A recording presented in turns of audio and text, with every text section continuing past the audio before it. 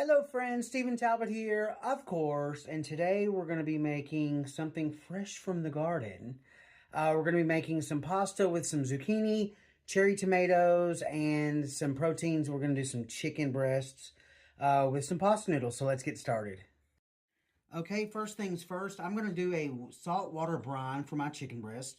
So I've got a half a quart of water here, and I'm going to do about a tablespoon and a half of salt.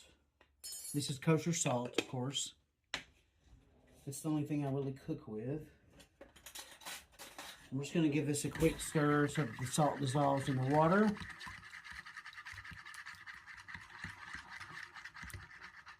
Did it all dissolve? I still see it in there.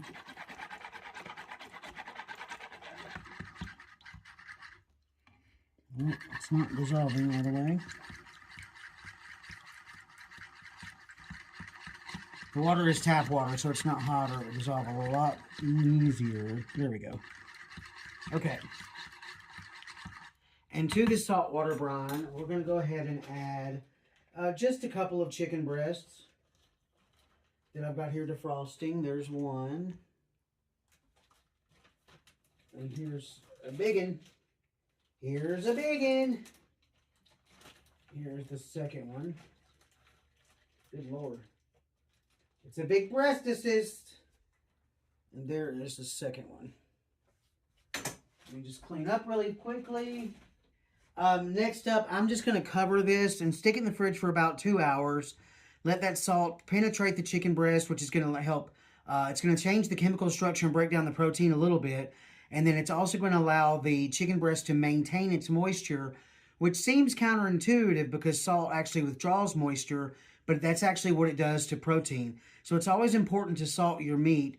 With chicken breasts specifically, you can, or any meat really, you can either do a dry brine, which means you just salt it. You can let it hang out in the fridge a bit. You can do a wet brine, or you can just season your food and sprinkle some salt on it right before you cook it. But either way, make sure that your food is well salted because it's very important to bring out all of the flavors. So I'm going to pop this in the fridge for a couple of hours, and we'll be back to finish up our meal. While our chicken breasts are saltwater brining, and before it rains, I'm going to go out to the garden and pick some fresh basil. Fresh basil, check. But first, before we go back inside, someone wants to say hello. Hello. Say hello to everybody. How you doing? He's got a skeeter mask on, or as a fly mask. Maggie, do you want to say hi too? Do you want to say hi to everybody? Hello. Hello. Okay, so next up, I've got this chicken here. And I'm just going to throw it in a strainer.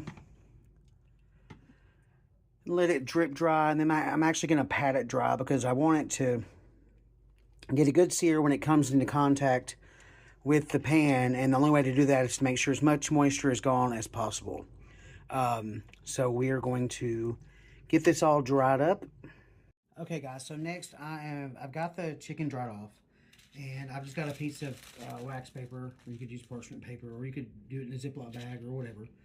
And I've got a mallet. There's a side with the spikes and the side that's flat. You just want to use the flat side. And I'm just going to pound the thicker part to be even so that it cooks evenly when I cut it up. So I'm just gonna, you just want to be firm. You don't want to go too crazy.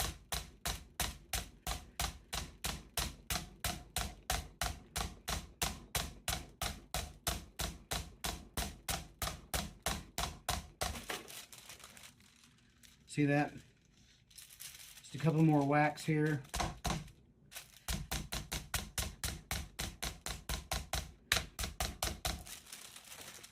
And that'll do it.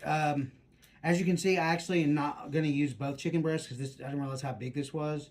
So I'm just going to cut this into about 1 to 1.5 inch cubes and get it into the nonstick skillet with some olive oil and some butter and get this fried up. Okay guys, so next up I'm just having some cherry tomatoes, and if you guys have seen my little tip, you take 2 tops of deli containers, you put all the cherry tomatoes in there, and you slice down the middle. Makes it very easy, but I didn't feel like digging for the deli container, so I'm just going to slice these on up.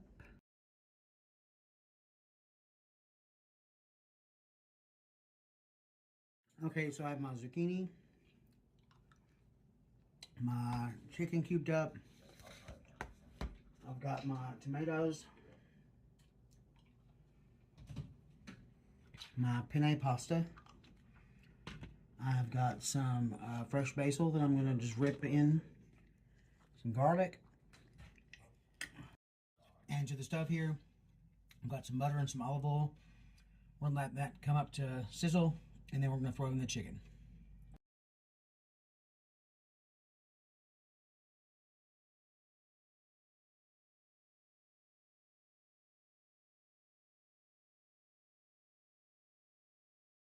Okay, and what we're waiting on is for it to start to cook up the sides, and then we can flip it.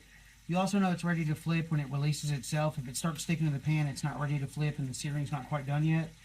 But when it's ready to release, you know that it's finished on one side, and you can go ahead and flip it. Okay, the chicken's done. I pulled it off and set it on a plate. Now we're going to go in with the zucchini. I'm not going to salt it because I want it to brown. And salting would prohibit the browning process, kind of like mushrooms. So I'm going to throw them in there. Let those hang out for a bit and get a little brown. Okay, next up we're going to throw in these tomatoes.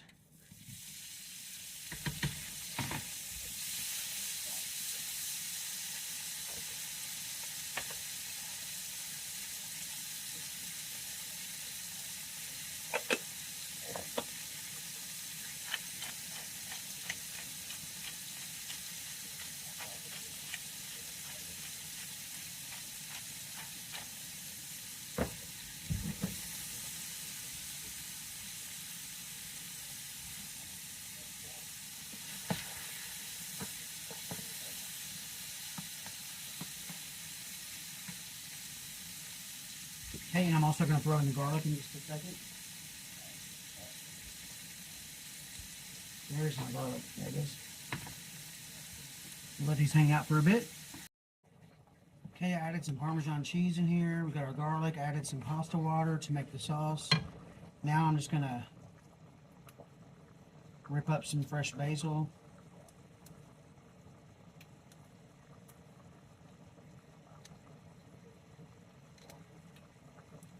Doesn't have to be perfect. This is a rustic dish.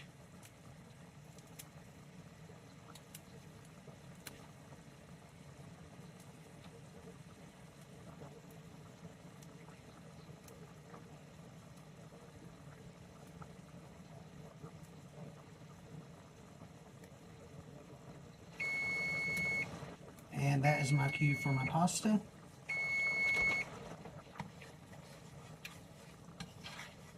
Give this a stir, drain my pasta, and I'll be right back. Okay, I killed the heat. Now we're just going to dump all this.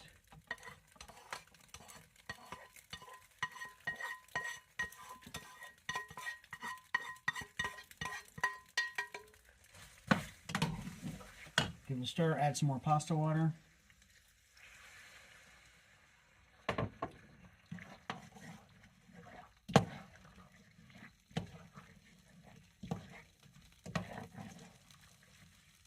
Let me hit it with a little bit more Parmesan.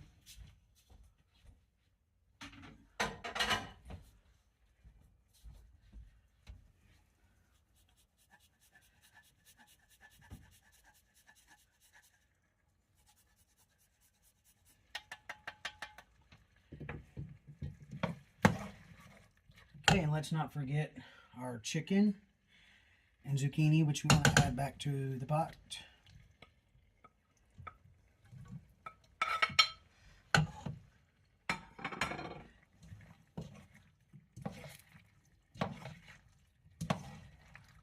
And I'd say this is a pretty good looking dinner.